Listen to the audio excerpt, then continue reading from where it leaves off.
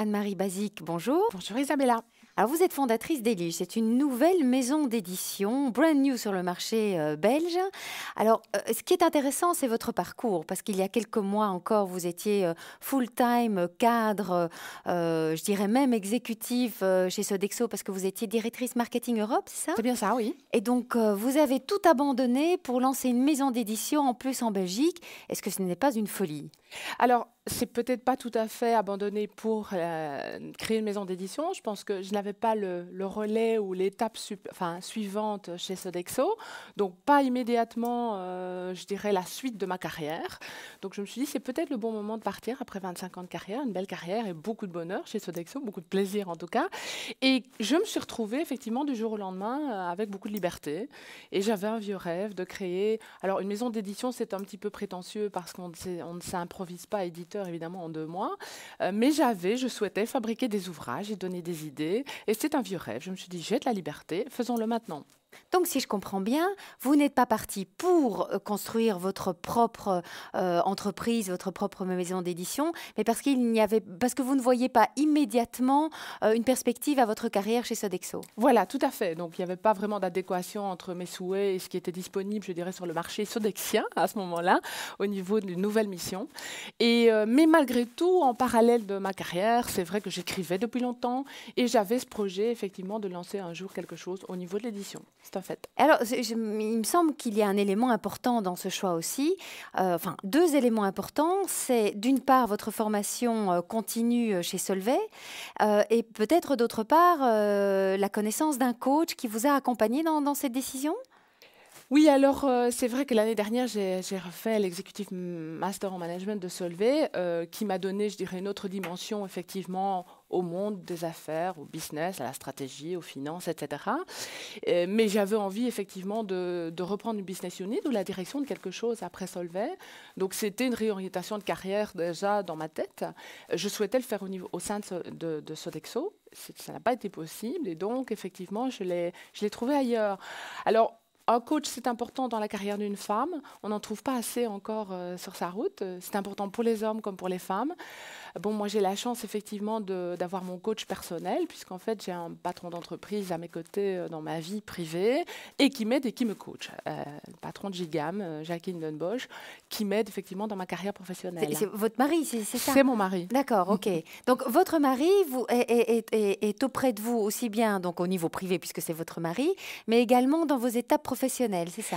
Mais comme il coach des patrons de PME et comme D'accord. c'est son métier en fait, bah, c'est vrai que c'est difficile de ne pas lui demander au quotidien lorsqu'il a des questions et c'est bien de pouvoir se challenger en fait également en privé, parallèlement au professionnel. Et puis c'est essentiel quand on fait des choix de carrière aussi radicaux, Voilà, d'être soutenu aussi par l'homme qui partage votre vie. tout à fait. Ouais, et ça, Qui peut le faire d'un point de sûr. vue compétence. C'est Oui. évident. Alors racontez-nous un peu le positionnement de votre maison d'édition. Qu'allez-vous, je pense que vous avez déjà sorti 2 bouquins. Oui, tout à fait. Alors quel est le positionnement? Alors, première chose, je crois qu'on ne s'improvise pas maison d'édition, je l'ai dit tout à l'heure, c'est un très beau métier pour lequel j'ai beaucoup, beaucoup de respect. Donc moi, j'ai commencé en novembre, donc je ne peux pas me targuer d'être éditeur aujourd'hui. En plus de ça, ce n'est pas que de l'édition, ce n'est pas que des ouvrages littéraires, donc je veux aller plus loin, c'est-à-dire mettre sur le marché en fait des idées et me mettre au service de la société, donc faire réfléchir, mais aussi pour agir. Et ce que je souhaite, c'est une continuation des ouvrages littéraires par des plateformes de réflexion, par des conférences, par des débats, par autre chose que de la lecture. Évidemment, c'est du roman un peu philosophique, donc d'une part, il y a une histoire, mais d'autre part, il y a beaucoup d'idées, beaucoup de réflexions. Et donc, l'idée, c'est de mixer en fait le côté ludique du roman avec, oula, il y a des idées dedans, et je pourrais les prolonger dans ma vie en société, je pourrais reprendre cette idée et puis en faire quelque chose. Donc, c'est faire réfléchir pour agir. Et c'est la signature en fait des livres, c'est Inspiro et Instigo. Inspiro, donc inspiré du latin, j'inspire, je donne des idées. Et Instigo, je pousse à l'action, je motive. Donc c'est bien plus qu'un changement de carrière, c'est vraiment une contribution à la société que vous faites par votre maison d'édition. J'ai l'impression, après 25 ans au service d'une grande entreprise, de me mettre au service de la société. Ce n'est pas pour ça que je ne retournerai pas vers l'entreprise dans le futur. Oui, c'est ça. Donc c'est un passage et on verra. C'est un passage important dans ma carrière et important, je pense, aussi pour les idées qui vont en sortir. Pas que les miennes, bien sûr, et j'espère qu'il y aura une équipe qui pourra relayer ces idées. Quels sont les titres de vos livres et comment sont-ils vendus? Alors, le premier, c'est Le mur des Belges. C'est une réflexion sur la Belgique, un roman d'anticipation qui détruit la Belgique. On est en 2030, elle est détruite et qui fait un flashback sur ce qui s'est passé.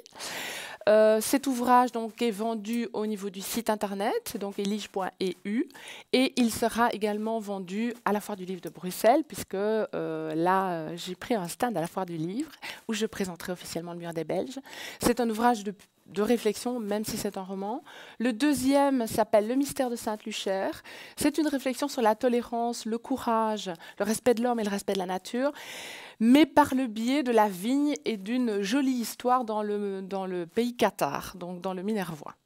Donc c'est toujours utiliser le roman en fait pour faire réfléchir sur des thèmes de société sur les progrès économiques, politiques et sociaux, sur aussi le devenir de l'homme et sa santé sur la planète, j'espère, dans de futurs ouvrages, également sur le devenir de l'entreprise et le futur de l'entreprise, et aussi sur le courage du changement dans la société. Et ils sont vendus? Ils sont vendus donc par le site internet, ils seront vendus lors de conférences, de débats et lors de la foire du livre de Bruxelles où ils sont présentés en avant-première. Bah, très bien, mais en tout cas, vous avez donc d'ores et déjà fixé rendez-vous à nos Oui. lecteurs et lectrices à la Foire du Livre, Tout à à votre fait. stand. Attention, parce qu'Elige s'écrit avec un Y. Un Y. ELYGE.eu. C'est là où vous pouvez, si vous n'avez pas l'occasion de rencontrer Anne-Marie Basic à la Foire du Livre, vous pouvez en tout cas la retrouver sur Internet. En tout cas, je vous souhaite tout le succès du monde pour cette nouvelle entreprise. Bravo. Je vous remercie Isabella.